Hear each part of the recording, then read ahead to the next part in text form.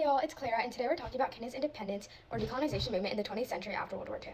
Before we start, let's get a clear understanding of what decolonization really means. The actual definition is the action or process of a state withdrawing from a formal colony, leaving it independent. A good example of decolonization was the United States of America becoming independent from Britain back in 1776. Let's begin with a little backstory of how and why Kenya even came to be colonized. With lots of fertile land, Britain became interested in what is now Kenya during the European scramble for Africa in 1885.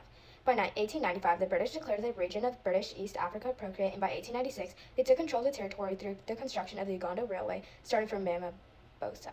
The railway was funded by the British government, and the area of now Kenya would help the British protect their investment and secure trade routes. Other than the goal to control trade routes, the fertile Central Highlands are perfect for European-style farming, like tea and coffee. They also wanted access to natural resources and a labor force to fuel settled economies. Kenya's coastal position on the Indian Ocean made it a crucial hub for British naval and trade interests, especially on routes to India. And of course, Britain wanted to expand its influence and territorial control as it was racing with the other European powers, resulting in a violent process of settlement. For the 68 years Kenya was colonized, the power was concentrated in the hands of the British colonial administrators and white settlers who treated the natives brutally. Large areas of land were taken from the indigenous groups and allocated to white settlers, and then the indigenous were relocated to less fertile areas, which disrupted agricultural livelihoods and social structures. The white settlers didn't hold back on extreme labor exploitation, forcing Africans to work on settler farms, railways, and plantations. Some people weren't directly forced to work, but the settlers set high taxes that the natives couldn't pay, compelling them into wage labor. Apart from economic differences, racial segregation was institutionalized. Africans had limited or no access to quality education, political participation, or justice under colonial law. The new education and religion systems were aimed to replace indigenous languages, customs, and belief systems with European ones. The indigenous people cooperated with this way of living for a while, but soon got fed up, and a powerful independence figure emerged, Jomo Kenyatta. Jomo Kenyatta, or this is his original name, was born in 1897 and was a Kenyan political leader, nationalist, and statesman who became the first president of Kenya after it gained independence from British colonial rule. Fun fact, the name Kenyatta comes from a traditional beaded belt he wore in Jomo Bean's burning spear. Kenyatta had more education than many Africans, seen as he studied in London and Moscow, where he was exposed to anti-colonial ideas and Pan-Africanism, which is the belief in unity and freedom for all African people. Because of his ability to speak to both African and European audiences, he could easily be a voice for African identity, defending traditional African customs and challenging racist colonial narratives. One of the main reasons he stood out compared to other revolutionary leaders was that he united ethnic groups under one party, Kenya African National Union, which made him a natural leader once independence came. His vision after independence focused on rebuilding the country after colonial rule and created a unified, self-reliant nation. More specifically, he had 7 key goals: national unity, land reforms, education expansion, economic development, Africanization of the government and jobs, political stability and peace, self-rule, and sovereignty. Number 1, national unity. Kenyatta wanted to unite all ethnic groups in Kenya and reduce divisions caused by colonial policies.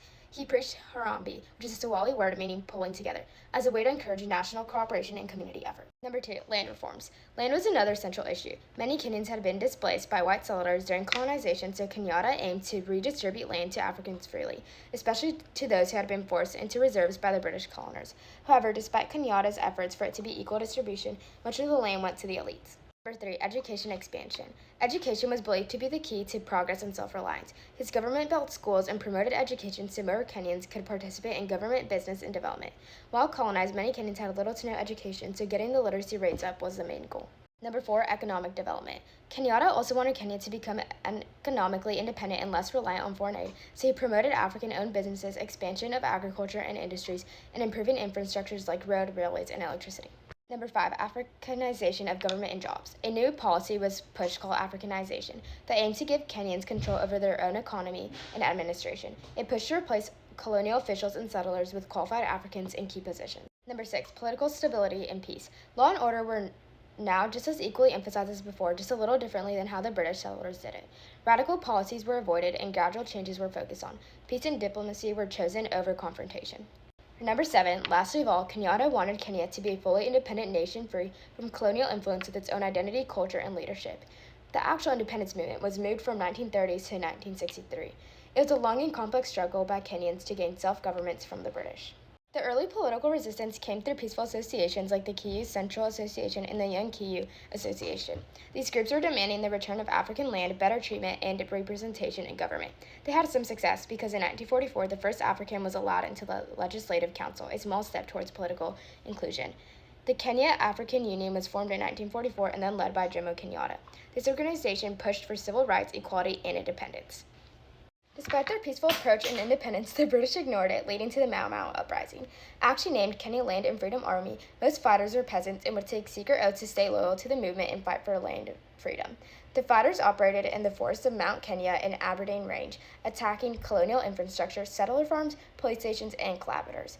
In October of 1952, the British declared the state of emergency, and thousands of soldiers and police were sent in. A system was created of detention camps and vigilization, where people were moved into guarded villages to isolate the Mau Mau. The rebellion cost over 10,000 Mau Mau's lives, and many civilians suffered too.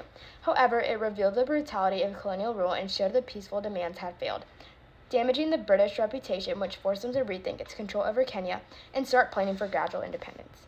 Kenya's independence was finally gained in 1963, but many challenges came with it. Land ownership was a huge one. During colonization, white settlers took over large areas of fertile land, and then much of the land went to the elite and political classes, not the ordinary citizens it originally belonged to, leading to resentment. Ethnic tension and divisions also continued. The British had used divide and rule tactics, favoring certain tribes over others, so after independence, tribalism became a political issue, making it hard to build national unity and contributed to ethnic politics and violence. Kenya's economy was also still heavily tied to British and foreign investors, so it lacked strong local industries and enough skilled workers in infrastructure in rural areas. The lack of education and skilled labor caused there to not be enough doctors, engineers, or teachers to run a modern country, so the government had to build schools quickly and train new workers, which took time and resources. Politically wise, Kenya started off as a multi-party democracy, but by 1969 it became a de facto one-party state under Kenyatta's party, and political opposition was silenced or suppressed, leading to a lack of accountability, corruption, and abuse of power. Corruption became a major issue, and public resources and jobs are often given based on ethnicity or political loyalty, not merit. Urbanization happened fast, too, so the cities grew way too fast, causing slums, unemployment, and crime. Kenya's decolonization movement falls under Unit 8.5 and 8.6. 8.5's topic is decolonization after 1900s, and Unit 8.6 topic is newly independent states. Go check it out.